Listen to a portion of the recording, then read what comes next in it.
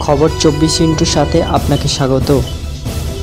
নতুন নতুন খবর জানার জন্য আমাদের চ্যানেলে চোখ রাখুন।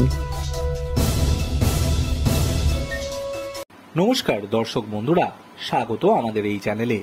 পশ্চিমবঙ্গ ছাত্র সমাজের ডাকে নবান্ন অভিযানে যোগ দিয়েছিলেন সংগ্রামী যৌথ মঞ্চ। তাদের কয়েকজন সদস্যের বিরুদ্ধে এফআইআর দায়ের করা হয়েছে বলে অভিযোগ। গ্রেফতারির আশঙ্কায় তাই আগেভাগে রক্ষা কবচ চেয়ে হাইকোর্টের দ্বারস্থ হল যৌথ মঞ্চ। সোমবার তাদের তরফে এই বিষয়ে আদালতের দৃষ্টি আকর্ষণ করা হয়েছে। হাইকোর্টের বিচারপতি রাজস্বী ভরদ্বাজ মামলা দায়ের করার অনুমতি দিয়েছেন। সোমবারই এই মামলার শুনানির সম্ভাবনা।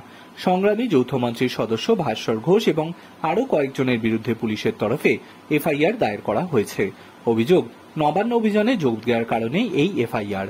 যৌথ মঞ্চের তরফে আদালতে জানানো হয়েছে, এফআইআর এর ভিত্তিতে ওই সদস্যদের যে কোনো মুহূর্তে গ্রেফতার করা হতে পারে, তাই অগ্রিম রক্ষা কবচের আবেদন জানানো হয়েছে। এর আগে পশ্চিমবঙ্গ ছাত্র সমাজের আহ্বায়ক সায়ন লাহিড়িকে নবান্ন অভিযানে অশান্তির অভিযোগে গ্রেফতার করেছিল পুলিশ। তিনি হাইকোর্টে জামিনের আবেদন করেছিলেন। তাকে মুক্তির নির্দেশ দিয়েছিল বিচারপতি অমৃতা সিংহের বেঞ্চ। আদালত প্রশ্ন করেছিল, নবান্ন অভিযানে সায়নকে সরাসরি অশান্তি করতে, কারোর উপর হামলা করতে দেখা গিয়েছে কিনা। তার আইনজীবী আদালতে জানিয়েছিলেন, কোনো অশান্তির সঙ্গেই সায়ন যুক্ত ছিলেন না। কর্মসূচির ডাক দেওয়ায় তাকে গ্রেফতার করা হয়েছে। এরপর রাজ্যের তরফে যুক্তি দেওয়া হয়, সায়নেরা যে কর্মসূচির আয়োজন করেছেন সেখানে অশান্তি হয়েছে, পুলিশের ওপর হামলা হয়েছে। আয়োজক হিসাবে সেই অশান্তির দায় কিভাবে এড়াতে পারেন সায়ন। আদালত দুই পক্ষের যুক্তি শুনে সায়নকে মুক্তির নির্দেশ দেয়।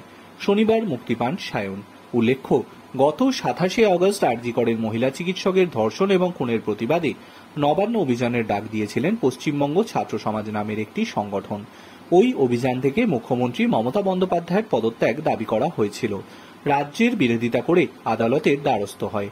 অভিযোগ, পুলিশের কাছ থেকে এই কর্মসূচির কোনো প্রয়োজনীয় অনুমতি দেওয়া হয়নি। নবান্নের মতো গুরুত্বপূর্ণ এলাকায় কর্মসূচির অনুমতি সাধারণত দেয়া হয় না। অন্য কোথাও কর্মসূচির আয়োজন করতে বলা হয়েছিল পুলিশের তরফে, কিন্তু আদালত জানায় নবান্ন অভিযানে তারা হস্তক্ষেপ করবে না। এরপর গত মঙ্গলবার একাধিক মিছিল নবান্নের উদ্দেশ্যে রওনা হয়েছিল। পুলিশি বাধার মুখে অশান্তি হয়। কাঁদানে গ্যাস, জল কামান ব্যবহার করে পুলিশ। মিছিল থেকে পুলিশের উপর আক্রমণ হয়েছিল বলে অভিযোগ। সেই অভিযোগে থাকার কারণে গ্রেফতার করা হতে পারে বলে আশঙ্কা করছেন সংগ্রামী যৌথ মঞ্চের সদস্যরা। Bureau report.